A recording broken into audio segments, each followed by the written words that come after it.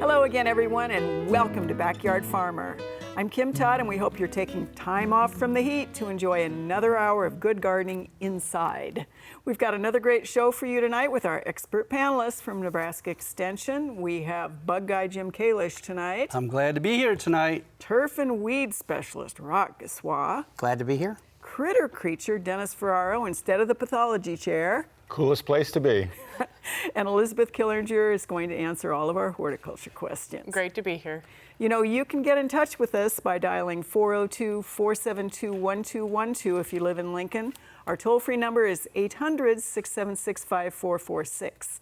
Our email address, byf@unl.edu. And when you send us those questions, we really do need as much information as you can give us about the problem as well as where you live. Don't forget to follow Backyard Farmer during the week on all those social media channels, Facebook, Twitter, YouTube, iTunes, Pinterest, and something else I've probably forgotten. Before we get to your questions, let's look at samples, and beat the heat is actually what we're looking at, right? Yeah, I thought this would really be an appropriate topic. So this is just going to be a very concise tutorial about what insects do to beat the heat. And so I have a little, I don't know if I should turn it toward the other camera or not, but anyway, if you look at them real quickly, insects have all kinds of strategies to beat the heat, and this is very simplified. So I just wanted to just give you a visual more than anything else. But a lot of them will stay in the foliage during the hot time of the day and hide in there to stay cool. All right, and then they'll become active as it cools down. All right, as we move over to the next one down right here. Then there are some that are very hairy, such as bumblebees and velvet ants that crawl on the hot ground in pasture and on the turf. And the heat acts, the hairiness, the dense hairiness acts as an insulator. So they can be active right in smack dab in the middle of the day. Okay, and then as we move over here, we have those that are built tough and hard, just like Ford. But anyway, they have real thick cuticles, and so they lose no moisture in their bodies. And they're active mostly other times of the day too, but just the fact that they're sturdy and hold their moisture means they can tolerate heat a lot much better. And as we move over down here to this section, then we have, then we have those that only come out at night, that are nocturnal. They beat the heat by just laying low in the cool soil or in the under cracks and crevices. Some of them burrow like the June beetle, 10-line June beetle. They burrow in the soil, and then they wait till nighttime comes, and so they just escape it all. And then we move down to the next one, and if you're light colored, you know, you're not going to be absorbing that heat so much, and so there's a benefit there. You're reflecting more of the light coloration back out into the atmosphere, so you're going to stay cool longer. All right, and that's true of metallic insects as well. All right, and then we move to the last ones. Well, you know, these ones I notice are always active during the day, especially on sidewalks. Have you seen those cricket killer wasps, those cricket wasps? And they're looking for crickets, and they're on sidewalks, tiger beetles in the middle. They're landing on sidewalks and snatching any insects that didn't make it because of the heat. And of course, you always see ants running across hot sidewalks. How do they do that? Well, they have long legs, and so the long legs puts them a pretty good distance away, higher than the platform, the sidewalk that they're running on. Plus, a lot of insects will have padded feet. You know, there'll be hairs on the feet or claws that raises them up off the surface too. So there's all kinds of strategies. Isn't that cool? Fun. Yeah. And what can we do as humans? Well, we just stay in our house and watch the convention. Or not. Or Watch not. us. Watch us. So hairy and only come out at night. That sounds like my son, Travis. And on that note. Okay, so I'm holding a corn plant in my hand, and you're going, why is he holding a corn plant in your hand? Well, I'm going to answer that. A weed is a plant out of place, and we have a neighbor that's decided to serve corn seed like every day with cobs, and so we're seeing cobs all over the neighborhood. Well, squirrels will grab that seed, and rather than consume it, will run over and plop it into the ground and bury it, right? So this seems to be the prevalent weed in our neighborhood right now. We can't convince the neighbor to move, and they're relatively easily pulled, but because they are corn, they're hard to control with herbicides and other things. And mowing, this was mowed on Monday. That's how much it's grown since Monday. So they're really very aggressive and very unsightly. Hand pulling works relatively well. Actually, I'm thinking of lead poisoning the squirrels because they're really just rats with bushy tails. Oh, no. All right, Dennis, don't hit him, but Rock said that, not me.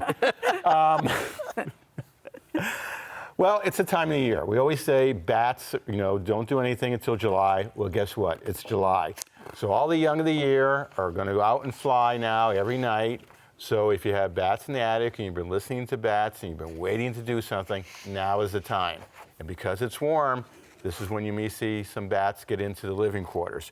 So what you want to do is exclude them. Bats cannot chew their own hole. So if a bat's coming out of a crack like about that size my finger can fit in, if you just hang some netting there, maybe put some weights, lead weights on the bottom, and the bat will come back after it goes out and comes down and flies and it gets insects at night, it'll get tangled to this and won't go through. They also sell commercially what we call bat cones, and it allows the bat to go out, but the bat won't come back in. So this is a time of year to exclude them. Then once you have the exclusion devices out for about, say, a week, then you can caulk and seal the holes, and they'll find another place to live, especially the young of the year. So this is the time to do that. So if you start seeing bats, it's because those young ones are on their own. excellent. Thank you, Dennis. All right, Elizabeth, dinner. Yes, a slight snack. I've been out in my garden and I've got tomatoes that are starting to get ripe. But what I have is I have the cherry tomatoes. And if you've ever grown cherry tomatoes, that means you have an abundance of cherry tomatoes. So the thing to keep in mind with tomatoes is that all they need is a little bit of color to them before you can pick them. When they start to blush, that's the time where you can pick them. They have the same sugar content as the ones that are showing the full color. So what I do, especially on my cherry tomatoes, is I will pick anything that is showing any type of color whatsoever. So that way I don't have to go out every 2 hours and pick my tomatoes as soon as they're ripe. I have two different kinds. I have the Jasper, which is the red, and Sun Sugar, which is the yellow. And so what we have is we have the less ripe ones toward the middle and the more ripe ones toward the outside. So if you leave these on the counter, you don't store your tomatoes in the fridge. You want to make sure you keep them on the counter. They'll ripen with time. Now there's a great debate out there whether or not you remove the calyx or this green part. I say remove the calyx because then when they're rolling around in the bowl or wherever you're storing them, they're not puncturing the skin of the other tomatoes nearby. The other side of the coin is I have a guy that grows tomatoes commercially, and he says don't remove the calyx because then you're leaving that stem scar open and it'll dry out the tomato that much quicker. So if you eat your tomatoes really quickly, you don't have to worry about that. Like I said, they're fairly easily to remove, so just take them off so you don't damage your other tomatoes nearby. And then you don't have to be out there picking as soon as you see a bright red one. And then some pests tend to catch on when you have bright red ones. And so if you pick them when they're just a little underripe, the pests or critters don't quite get them. Are they less likely to split when you pick them when they blush? If we have a big rain event and they're ripe, we can see them start to split. Now, both of these are crack resistant, which is another good feature to look at. Yes, that's something that can happen with some certain varieties too. All right, excellent. Crack is whack. Just saying. All right, so you get pictures that were sent from the Panhandle by our own Gary Stone about a terrible pest. What do we have here, Jim? Okay, we're entering into that season where we're having issues in especially a number of fruits that are very thin-skinned fruits with spotted winged Drosophila, which is very much like the fly. I actually have a neb guide here. And this is online, by the way, under extension.unl.edu. You can find it there.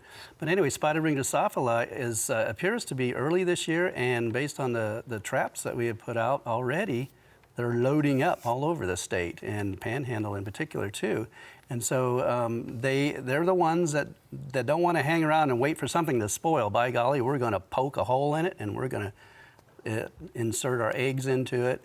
And so their maggots actually consume the fruit as it is ripening.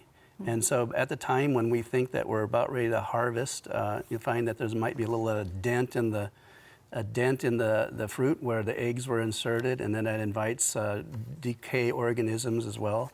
And before you know it, you bring them in and you think you're going to have them the next day or something, and they're already spoiling, and maybe you might even see some maggots too. So spotted wing Drosophila, it's a real problem. The Neb Guide will explain that you actually can treat a number of these different fruits. It covers blueberry, cherry, grapes, plum, raspberry, blackberry, and strawberry. And there's, with each product that you may use, there's a harvest interval, meaning that you have to wait after you treat a number of days, or maybe not at all, depending on the product that you use. So it's important to know about the biology of spotted wing Drosophila fly, and then the management aspects as well too. So check out the Neb Guide. A lot more than I can say. In the time that we've given Right. you. All right, thanks, Jim.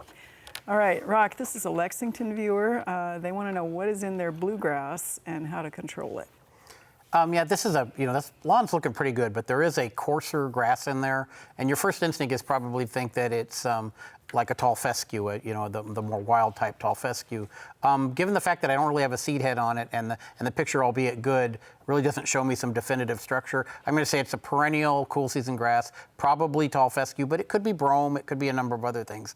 It doesn't look quite coarse enough to be brome. That said, it doesn't really matter at this point in time what we identify as. If it's a perennial cool season grass, which I'm pretty confident it is, the only thing you can do is spray with Roundup and get every piece of that as you can. So usually spray about 10 to 15% larger around the perimeter of what the grass that you see, because there's some leaves and stuff hanging down there, out down there. But the trouble is that you're gonna have to spray multiple times, and then either dig it up or scarify it somewhat heavily with a rake so that you can throw some bluegrass seed down this fall and get it taken care of. It's a little hot to be putting Roundup down now. It's a little hot to be putting any herbicides out now, and it's an invitation to disaster if you use some broadleaf herbicides, not for this particular pest, and it gets up into the trees and the tomatoes and the grapes and everything else. So we shouldn't be putting herbicides on right now. It's just way too warm, and you're not going to get very good control because the plant's not actively growing, and you potentially can damage non-target plants. All right, thank you, Rock.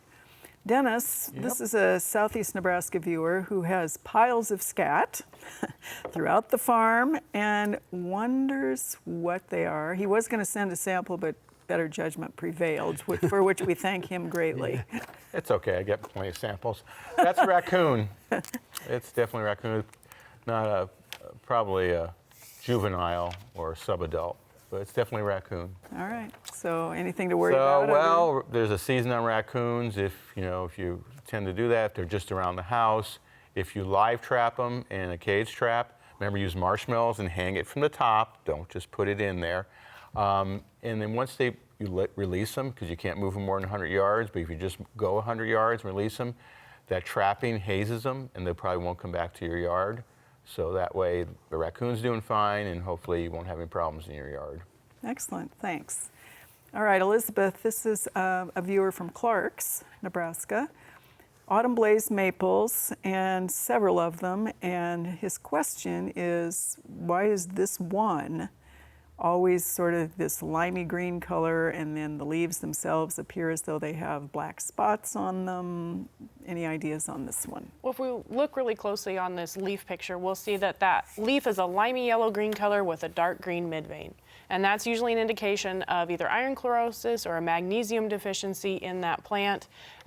Because it has that silver maple in the parentage, that's something that we will commonly see. Now, the reason that that one has it and the other one doesn't have it, we're looking at an environmental issue. Whether it's just that area where that tree is planted at, the pH might be off. Also, there could be a root issue with that tree as opposed to the other tree. So it's up to them if they want to try to treat that tree for the iron deficiency or the magnesium deficiency. If it's a certain diameter, you can do where you drill a hole and you stick the capsule into the tree. You can hire an arborist to come in and do an injection. Either one of those will fix that chlorosis issue, but if we're looking at an environmental issue or a root issue, it's only going to put a Band-Aid on it, and it's not going to fix the overall problem with that tree. All right, thank you, Elizabeth. Well, we have been flooded with questions about Japanese beetles, so for our first feature tonight, we're going to hear all about them from Nebraska Extension entomologist Jonathan Larson.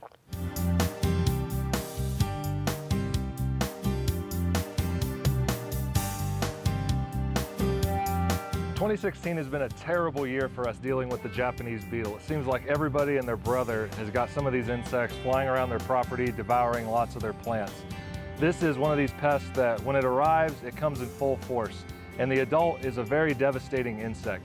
As an adult, it can feed on over 400 different species of plants that we grow in our gardens, in our ornamental plantings, or the trees that we have on our property. As an adult, it's about a ½ inch long. It's green on the front end. The head and the thorax are a bright iridescent green, and they have copper-colored elytra. And the elytra are the top wings on the back of the beetle's abdomen. So that mixture of green and orange with some white dots along the edge of the abdomen, those are your key diagnostic characteristics to see if you're dealing with the adult Japanese beetle.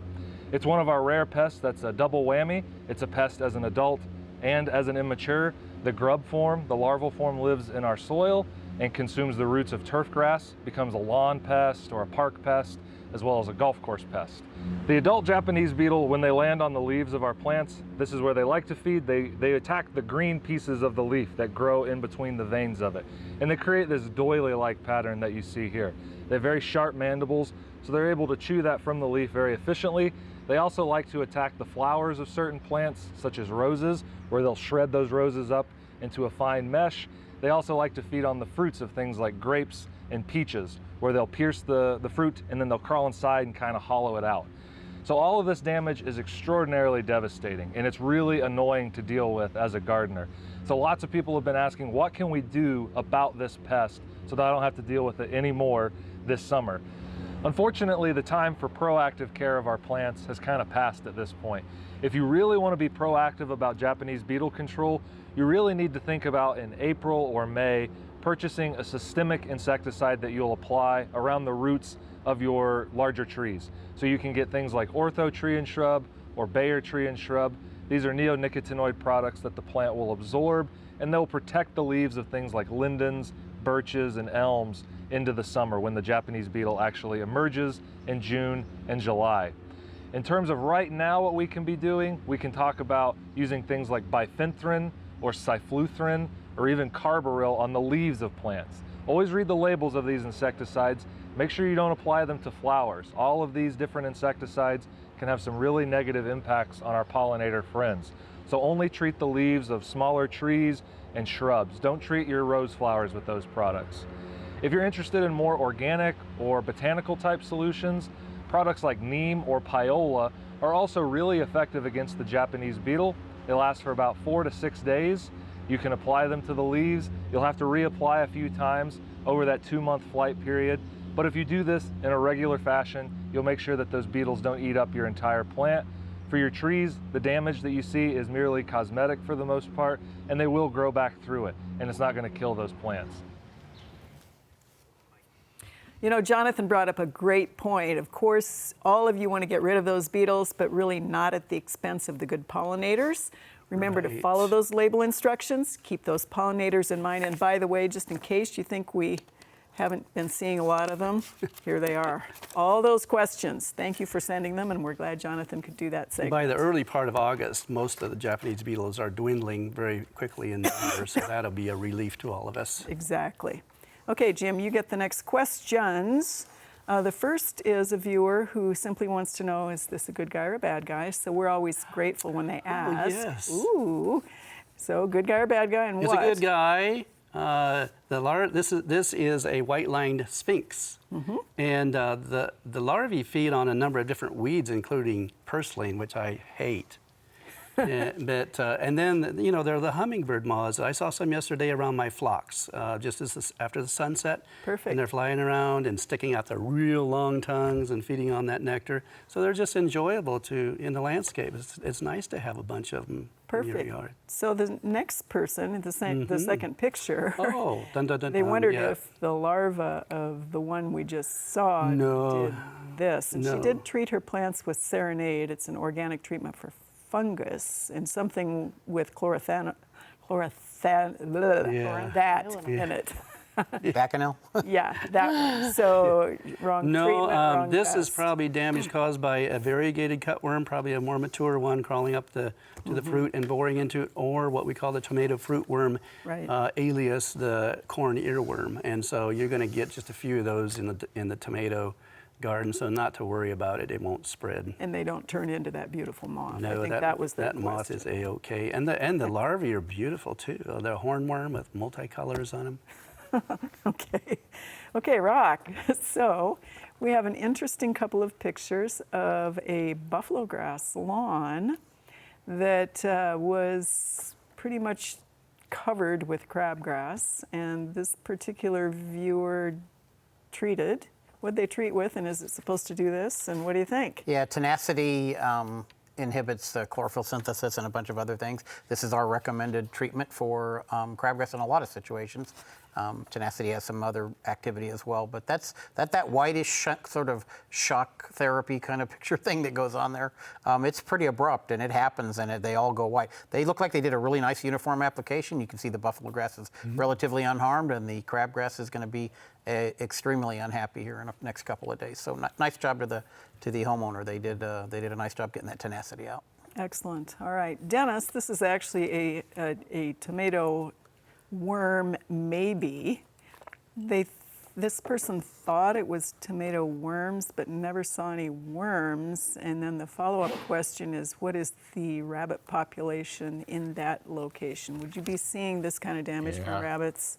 Rabbits can do this. I do not see any scat from either rabbits, but they may be in another location. But usually the tomato hornworm would leave the scat right there. And I think they're six-sided, if I'm right. Yeah, and hard. Yeah, six-sided. Pellets, like but pellets. if it's round, it's the rabbits. But it looks very much like rabbits. And they get up on their haunches, and they get up that high, and they can eat those nice, tender tomatoes. And rabbits will take tomatoes.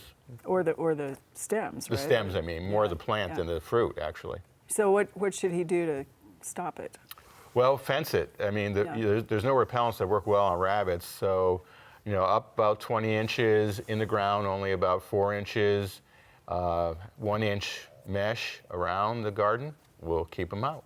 All right, thank you, Dennis. Elizabeth, this is a Lincoln viewer who has 3 what she thought was hop hornbeam, and they are in fact hornbeam, the European one, the vertical one. But she says 2 were hit by severe freeze, tops died, trimmed the dead wood, and then she's got issues with the trunk and the bark going on. They have put on borers stuff, Jim, because there are birches nearby. They're wondering, is it worth saving? What are you thinking here on this? And that's common for those to do that kind of damage on the trunk. If more than a third of the trunk is affected and more than a third of that trunk has its bark removed or it's been flaked off in any way, that tree's going to have a hard time taking up water and nutrients in that side of the tree. So that's the tough part there is that tree is not going to heal that wound. It's going to try to seal it over. So what they want to do is they want to look on either side of those wounds and see if you see that callus tissue or that tissue that's really swollen to see if that tree is trying to seal over that wound. If that tree's not trying to seal over that wound, it's going to be stressed. You're going to notice it start to fail on that side of the tree. So it's just going to be, they're going to have to watch that tree. They're going to have to look at it and then make that determination when it starts to fail on that side, whether or not it needs to be removed. All right, thank you, Elizabeth. Well, our garden open house was a great success, and we thank everybody who showed up from a lot of spots in the state. Everything is also looking really great this year despite the heat. So let's take a minute to hear from Terry James about how the straw bale garden is working out this year in the Backyard Farmer Garden.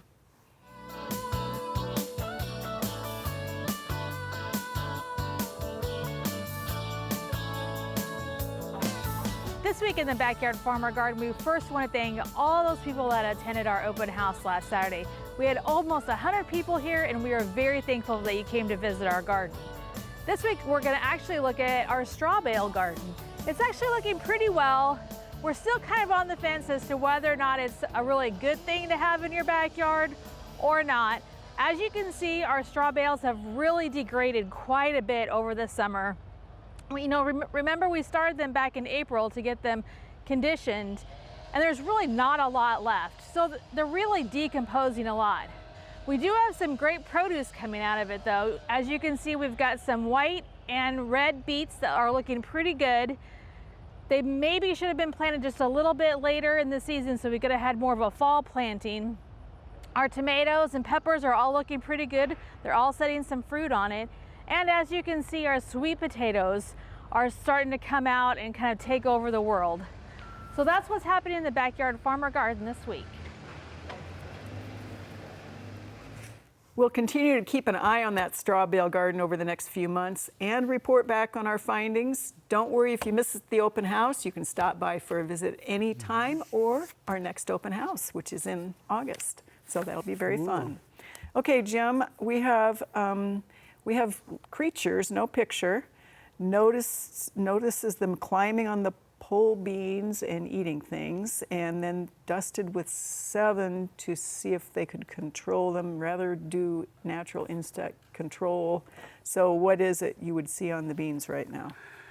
Well, the only thing I can think are like, and talking about taking out the stems, or is it just The holes in the leaves, and not Japanese beetles. And we're probably getting into that the next generation of bean leaf beetle. Yeah. And so carbaryl, carbaryl is a good product for beetles, but if you're starting to already have flowering going on and maybe pods set, I would try that Piola, like was mentioned previously, pyrethrins plus canola oil, and that would really help to knock them down. And I don't believe there's any waiting period.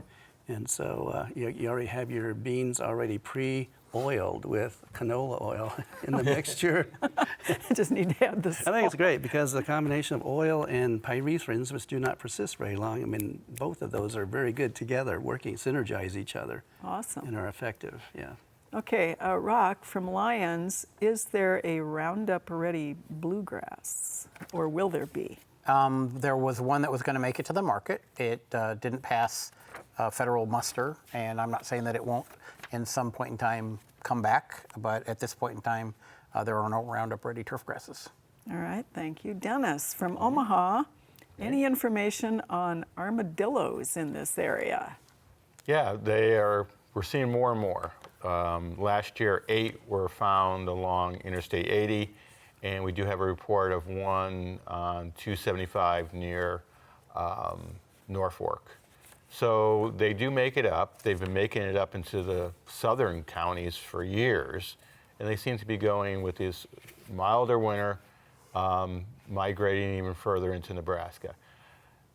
They will cause problems for turf. If we do get a population, they'll grub up anything they can find, and they're not to be kept as pets. They do carry leprosy. Ooh. So don't let the kids play with them, okay? Don't even let them play bocce with them. Oh my goodness. Yeah, that would be enough to let you leave them alone. Right. Thank you, Dennis. All right, Elizabeth, we have hackberries are having issues. And we have a couple of viewers who are saying that they're seeing bark falling off and also like cracking and poor leafing. Is this environmental again, or what are you thinking on this? We're probably looking at environmental. It could be notched up to hackberry decline. It could be the hackberry virus. It could be environmental. So there's a lot of things that could be causing it. But we're seeing hackberries do the same thing. I know we've got them in the center part of the state where they're starting to do the same thing. They're just looking really thin. We're noticing cracks. The bark is plating off. So it's got to be something going on with them, but we just need to find out exactly what it is. While you're doing that, we'll start the lightning round with Elizabeth. Are you ready? As long as you don't make me say blackberry bramble, we're good. 3 times fast. Nope, once is in. Okay, what should this viewer do about a severe frost crack in a ginkgo? And we have the same question from somebody who has a pin oak. When you start to see daylight between the tree, you want to start taking it down, but it's just going to be a waiting game to see if that tree starts to seal over that wound. All right. How far away from the trunk of a spruce can a viewer plant hostas without damaging the root system? The roots are pretty shallow, but we at least want to steer clear under the drip line. It also makes a difference if they've limbed that tree up or not. Mm-hmm. When and how much should a tree peony be pruned? No and never. Excellent. Will hollies overwinter here well? They can. You have to have the right kind of holly. The Mertensia something, Ilex something, yes, that one. But you want to make sure if you want the pretty red berries to have the boy and the girl holly. All right. We have a viewer who had kohlrabi that went tall into tops and didn't give her any coal. What's going on there? It probably just got way too hot for that thing to get its bulb on it. We do have a few keeper kohlrabi that are supposed to get a good size, but sometimes it gets too hot and they just don't want to make a bulb. All right. Excellent. So she's 5, she's 5. Okay, Dennis, ready? Ready as lunch meat, as Lauren would say. Okay, 2 viewers. How do they keep squirrels from chewing the bark on their trees? Well, the bark chewing is graffiti. Use vegetable oil with cayenne pepper. All right. Viewers are seeing garter snakes on their hoses in their gardens. What are they after? Moisture. They're trying to keep cool. All right. Nesting birds in a hollow tree. This is a viewer that's in the Blair area. They had nests earlier. If the birds are gone, can they go ahead and remove that? If the birds are gone for the season, then you can remove the nest, but not until the birds are gone for the season. Okay. You talk about not translocating mammals. What about snakes? You cannot translocate any amphibian, turtle, or reptile in the state of Nebraska more than 100 yards. It's against regulation. All right. 163, chapter 14. Of the Just code- in case. Of the code. Live with them. All right. Somebody is seeing tiny little small scraps of wood falling out of their trees, like somebody took a wood chisel. Any ideas on that It one? could be like a flicker or sapsucker trying to get insects. All right. Nice job. 5 and 5.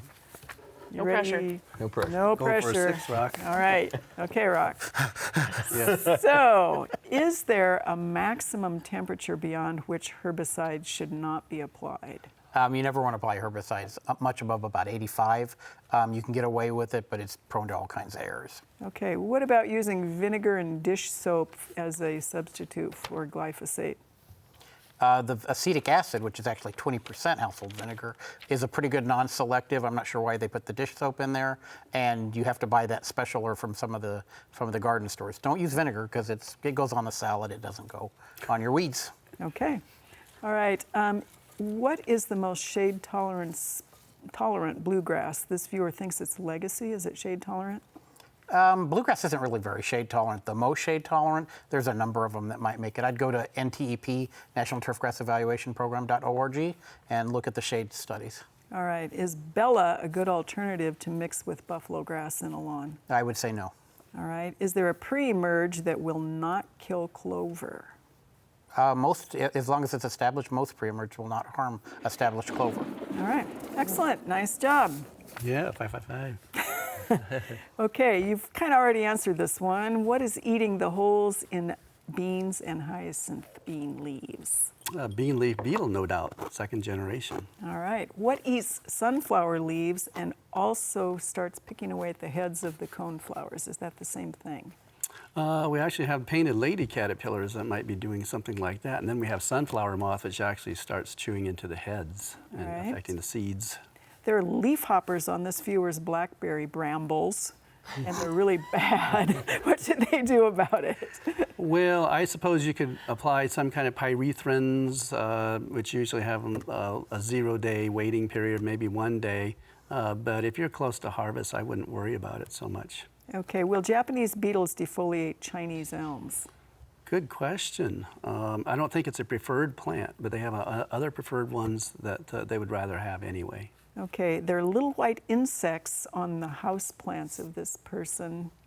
White insects? Little white ones. Probably some kind of mealybugs might be doing that, or what's the other one? I forget the other. White flies. White. Yes. Thank you. Where'd that come from?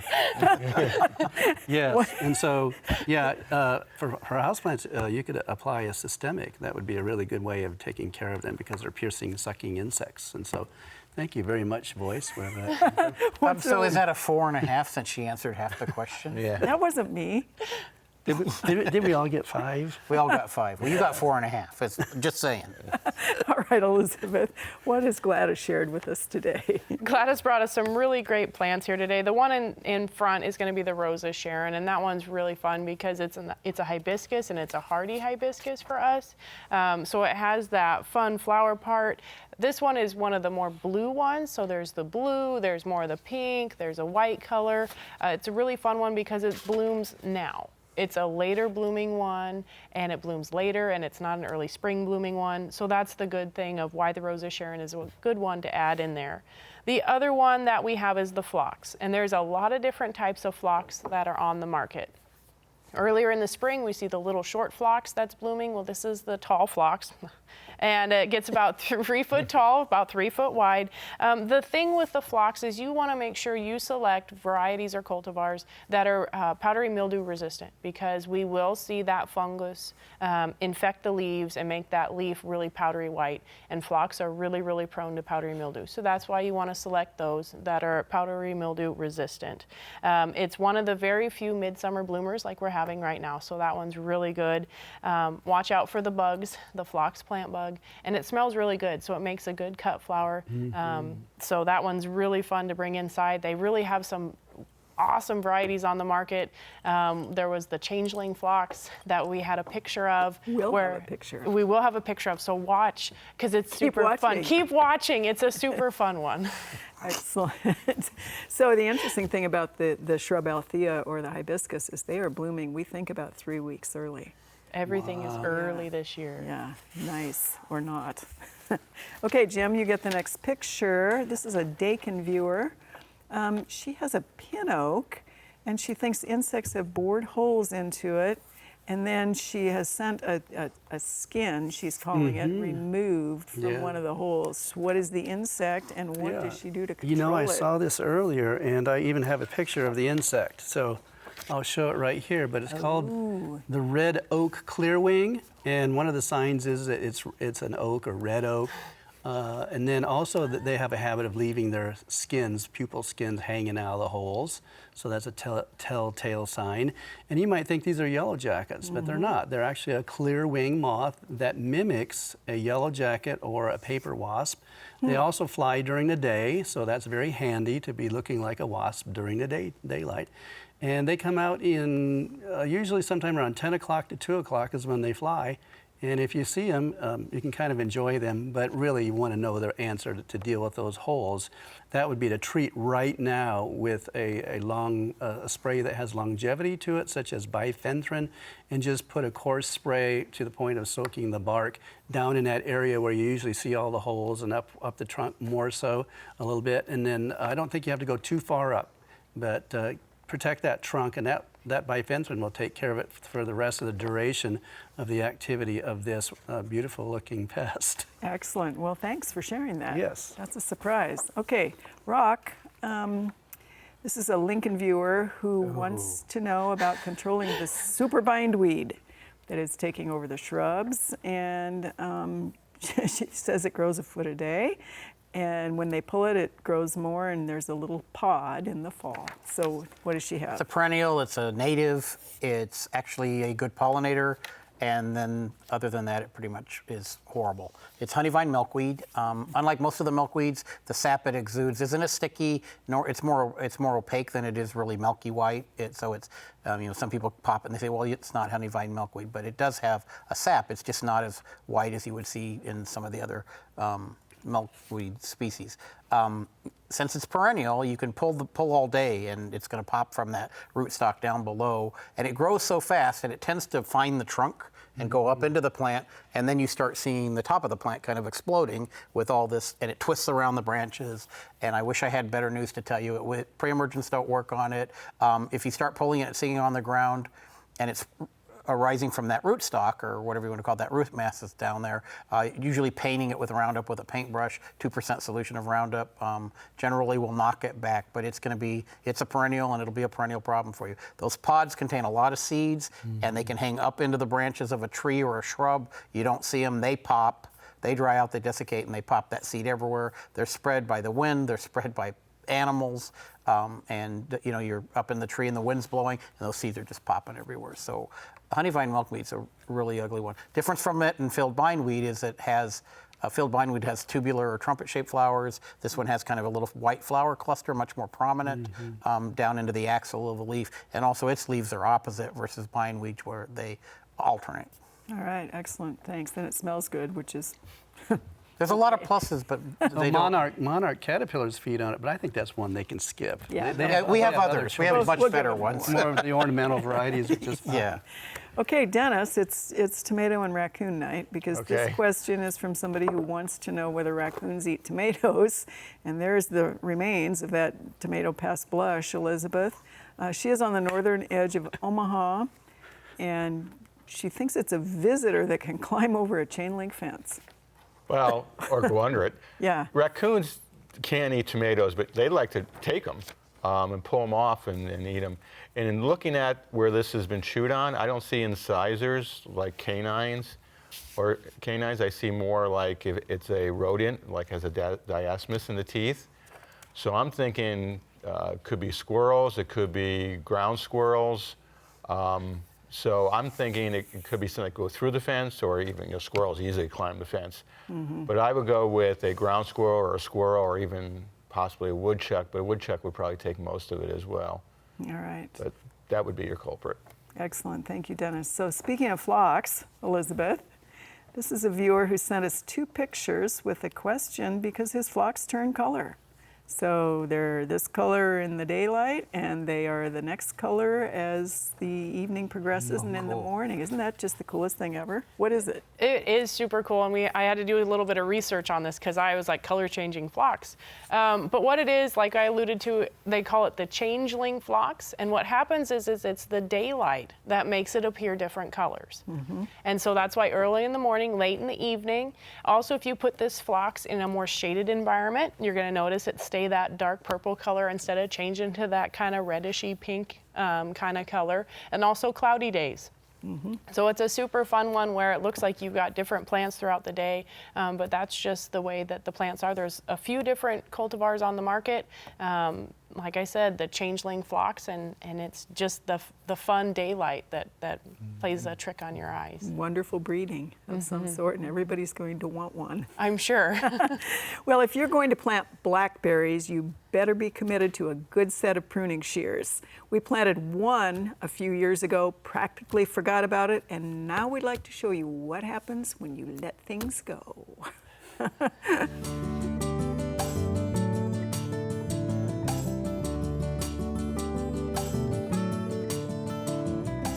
About 3 years ago, we went off and bought one pathetic little thornless blackberry plant to show people that you shouldn't do that. Well, one of the fun things about the Backyard Farmer Garden is we show you what you shouldn't do, and then it didn't read the book. And Chester, our thornless blackberry, is proof that we don't always know what we're doing. What we're going to talk about today, however, is what didn't happen in the 3 years after we planted that one tiny little sprout. We didn't prune. We ignored Chester, and Chester did what blackberries do, which is form a bramble patch. So even though we are in one of the 2 pruning seasons for blackberries, not the early one, we're going to go ahead today and talk about what we should have done earlier.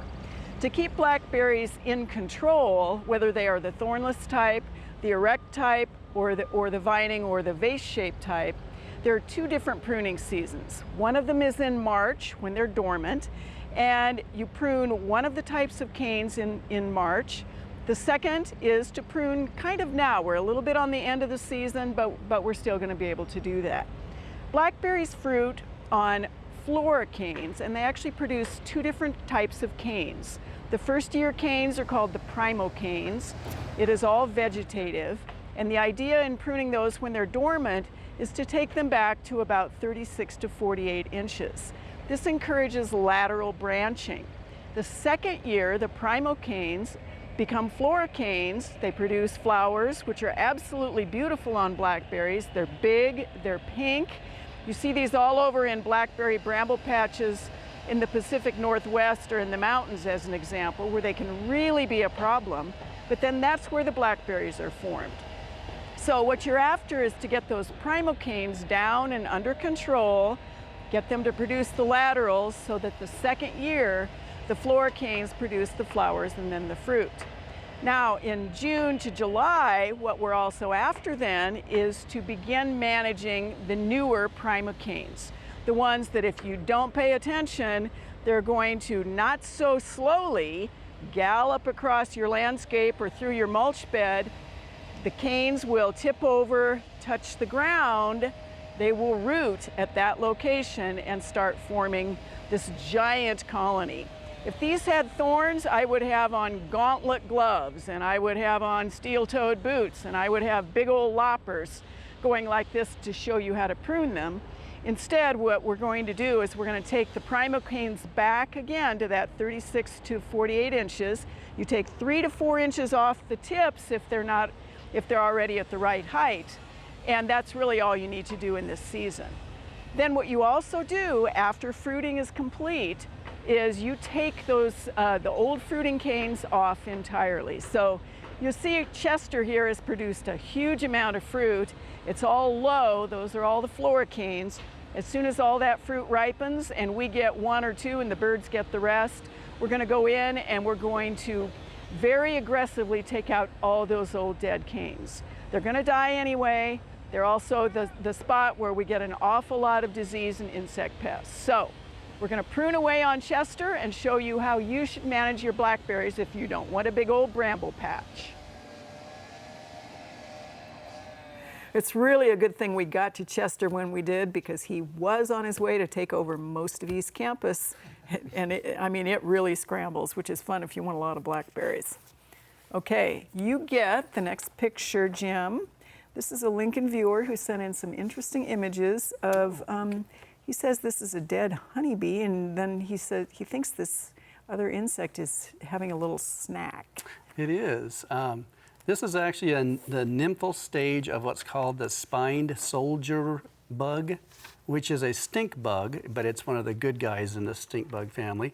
It normally feeds on soft-bodied caterpillars in the landscape. Now this one here, I think possibly maybe that bee was sickly, possibly, or maybe it was attacked already by a robber fly. There's actually a prairie robber fly that snatches honeybees and starts to feed on them. So it's just benefiting from the weakened stage of that honeybee and feeding on it. So yeah, a spined soldier bug looks like a stink bug, but it has 2 spines that come off you might say the shoulders of the insect, and it's a good guy in that family. Interesting, and nice pictures. Yeah, great pictures. Okay, Rock, let's see. This is a, we don't know where this viewer's from, but she said she has a vine-like weed, and then she actually sent pictures of 2 different weeds. So what does she have and what does she do? The first weed is oxalis, yellow wood sorrel. It's a broadleaf. It has a really neat seed mechanism where it gets to a certain desiccation stage and it pings. And so if you're in the greenhouse, you'd like to grow under greenhouse benches, you'll hear it ticking against the wall of the greenhouse, which is kind of cool. It's not as cool as this whatever Wear flock safety thing. glasses. Yeah, wear safety glasses when you're around this. And it's relatively easy to control. Actually, with pre-emergent, seem to work relatively well on it, any of the standard pre-emergents or a broadleaf herbicide. But I'm not going to say treat it at this point in time because it's going to pretty much go out here in the next month or so, and there's really no reason to put anything down, and it's already dispersed seed. I believe this picture is a little bit hard for me to distinguish. I think this is just prostrate knotweed that's already gone to seed. It's in a lawn. It grew up. It got mowed a few times, et cetera. And it can be extremely invasive. It's the first thing to germinate in the spring. And it's usually characteristic of really compacted soils. So maybe an aeration this fall and some reseeding just to get some seed out into those areas, combined with some pre-emergent in the spring, should take care of things. And it could also be leafy spurge, because we're seeing that at the same time. That was a little harder picture. Yeah, it was hard to tell from the picture. We're seeing a lot of leafy spurge or spotted spurge, one and the same. Right. If they reach down and snap the stem and it gives out a milky sap, then it's one of the spurges. But same difference. Both of them are controlled by pre-emergent. Prostrate knotweed, it has to be a very early application. Spurge is actually the standard application date. Excellent. Okay, holes in the turf. Dennis, some are in an 8x8 area by a tree, others scattered around the yard, no mound of dirt, and he wants to know how to how to get rid of Yeah. whatever's making it. And this is McCook. So Yeah, it we're looks gonna- like something is after earthworms or grubs or something like that. Doesn't look like straight holes. It looks like the turf is just pushed. And that could be anything from skunks love to eat those grubs or larvae, and raccoons will do it, but raccoons usually roll back to turf, whereas a skunk uses its nose. If it's small pieces of turf like that, it might be a bird. So I would look at what you have in the turf that, everybody likes, Some of those grubs are like popcorn shrimp, You turn on the lights at night and here's a raccoon throwing them up in the air and catching them in his mouth. So you got to watch out, Okay, so we probably need to go out at night and figure out what it is, or Yeah, he could. Well, the thing is, I would figure out what's in the turf more than Yeah. what's doing it, because Right now, the grubs would be pretty small, unless Yeah. it's 3-year grub. But, but it might be worms or I might be think something else. earthworms, yeah. You know, if you take a trail cam, if you're a hunter, and put it on like ultra sensitive, raccoons or skunks Yeah. will trip it, and then you get a picture of the pest. Right. It's pretty cool. And You do it all the time. Yeah, Yeah. I have a couple of trail cams. I can identify what's happening. Yeah, it's cool. I might not want to know. If you put it right down the grass and tilt it down, you can even get snakes moving. Okay, Elizabeth. Really, yeah. We have this is an Omaha viewer. The birch is 15 years old. They did buy it with a couple of branches already removed by the supplier that then left this hole. But now the hole is getting deeper and deeper. And they want to know if they should cover the hole, leave it alone. What are we going to recommend here?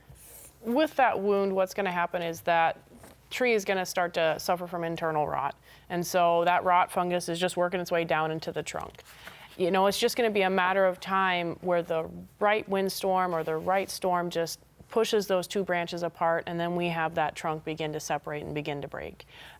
We do not recommend that you put anything in there. I know some people used to recommend that you would pack it full of certain items. But then when you go to cut the tree down, you have to remember that that concrete is in there. And that's not a good thing for the chainsaw. No. And so that's why we don't recommend that you put anything in there. It's just going to be a matter of time before that rot takes over the trunk. And so eventually they're going to have to remove that tree. All right, thank you, Elizabeth. Well, we have a couple of announcements of things going on in the gardening world, and we'll begin with the Lincoln Iris Society Rhizome Sale, Saturday the 30th, St. Andrew's Church in Lincoln. Number on the screen for more information on that one.